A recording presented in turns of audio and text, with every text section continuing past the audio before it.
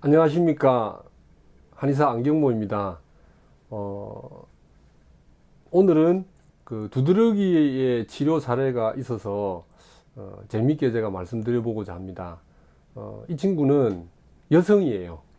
나이가 30대 초반, 미혼이고요.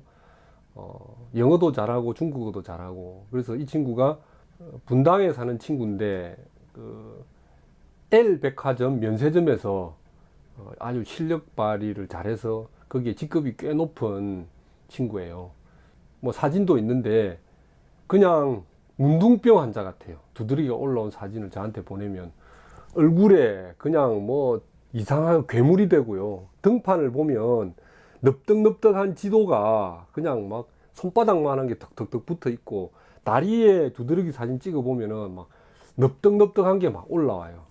그리고 낮에도 약간 가려워서 늘 신경이 쓰이고, 밤에는 너무 가려워서 잠을 못 자요.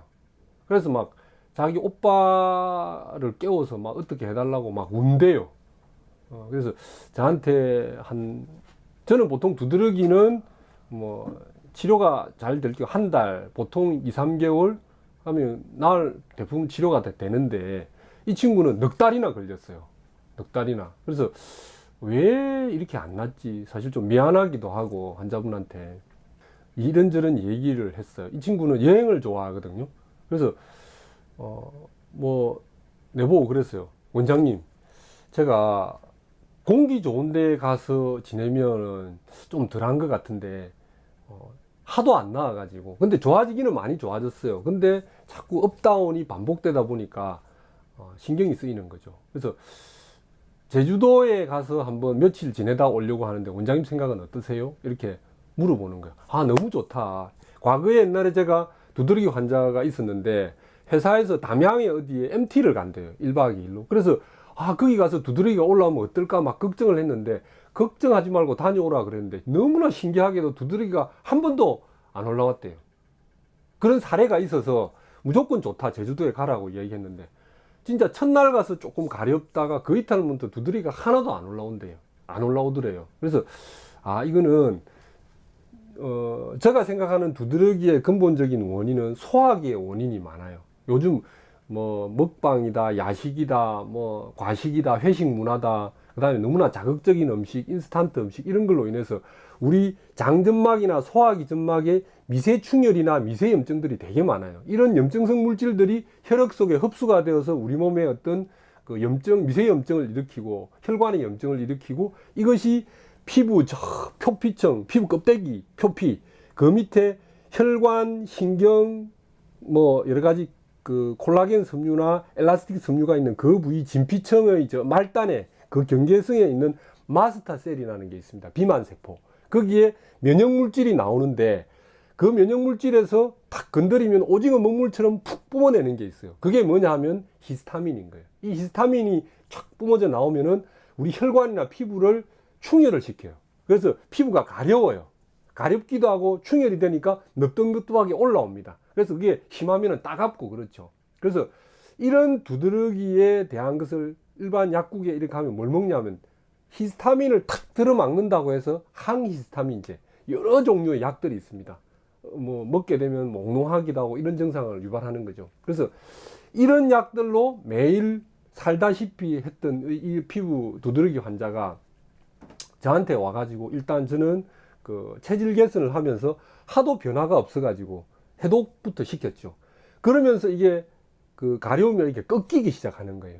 그래서 이 친구가 하여튼 제주도에 가서 이렇게 며칠 지내는 동안에 너무 좋다고 나한테 보고를 해서 뭐 당연히 좋지 이렇게 이야기하고 있는데, 아니 세상에 공항에 내리는 순간부터 좀 가렵기 시작하더래요.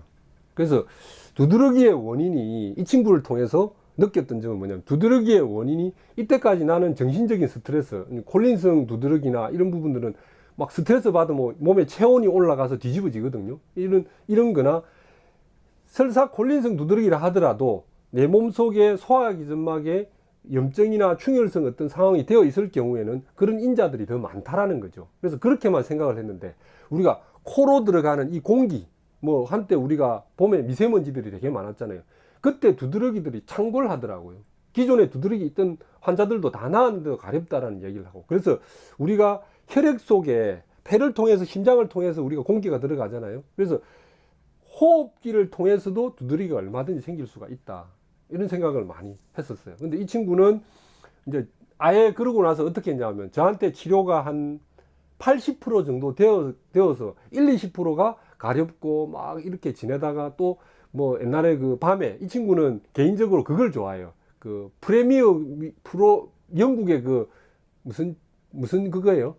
영국의 축구 그 박지성이 했던 그 리그, 뭐 첼시 팀의 그 팬이래요. 했는데 이 막 그 밤에 하잖아요, 우리가 위성으로. 그래서 보면서 자기 팀이 있으면 맥주 한잔 하면, 맥주 한잔 하는 순간부터 또 뒤집어지는 거예요. 이 알코올이 들어가서 체온이 올라가니까 그 체열 발산이 안 되니까 두드러기 히스타민을 건드려서 터져서 가렵게 막 올라오는 거예요. 그래서 뭐 그런 걸 음식을 조심해서, 지금은 다 나았어요. 다 나았는데 이제 그런 것들이 시간이 좀 걸리더라는 거죠. 그래, 이 친구가 왜 이런 게 이렇게 오래 걸리고 나를 이렇게 미안하게 만들고 원장을 괴롭혔을까라는 걸 생각해 보았더니, 이 친구가 L 땡땡 그 백화점에 있다가 실력이, 그 능력이 뛰어나서 저기 잠실에 있는 저기 높은 또 L 땡땡 거기에 파견을 가서 일을 하는데, 우리가 그렇잖아요. 새집 증후군처럼 거기에서 하루 종일 일하다가 보면 두통이 생긴대요. 그 어떤 인테리어 냄새, 환경 호르몬 이런 것들, 거기서 내가 보니까 완전 쩔었던 것 같아요.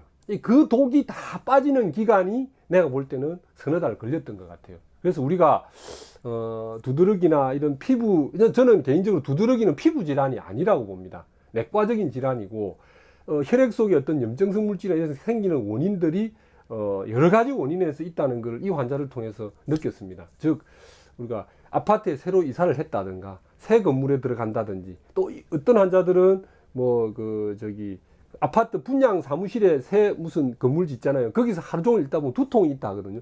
이런 환자들이 두드러기나 이런 상황들은 되게 조심해야 되는 부분들이라 생각이 듭니다. 그래서 우리가 모든 질병이 다 마찬가지지만, 좋은 공기와 좋은 물과 좋은 음식, 그 다음에 정신적인 스트레스가 원인이 되겠지만, 야, 두드러기에서도 이런 공기가 제주도 같은 맑은 공기에서는 두드러기가 이제 덜 나고 막 이런 걸 보면, 우리가 늘상 마시는 공기도 이 두드러기 질환에서 되게 중요한 거구나, 이런 생각이 들어요. 그래서 두드러기 환자들을 보면, 옛날에는 제가 음식만 계속 가지고 뭐 어떻게 하세요, 스트레스 받지만 이렇게 이야기했는데, 공기의 중요성을 제가 또 계속 강조를 합니다. 그래서 뭐 서울에 살면서 뭐 서울 공기 마셔야 되지만, 조금 도움이 된다면 실내 공기청정기나 이런 것도 좀 필요하지 않나라는 생각을 합니다. 요즘은 두드러기 환자들한테 그런 이야기를 종종 많이 하곤 합니다.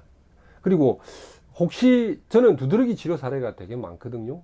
그래서 어떤 케이스도 좋으니까 이 영상을 보시는 분들은 자기 나이와 증상과 특히 항히스타민이나 스테로이드 복용기간이라든가 이런 걸 적어주시고, 두드러기 이외에 본인이 갖고 있는 여러 가지 증상들, 특히 소화기와 관련되어 있는 증상이나 수면관계 이런 걸 좀 자세히 올려주면 제가 얼마든지 충분히 만족스럽게 상담 드릴 수 있습니다. 그리고 저는 또 다음번에는 그 아토피를 치료한 재미난 사례가 있어요. 그거를 가지고 한번 소개해 드릴까 합니다. 다음번에 뵐 때까지 건강하십시오. 감사합니다.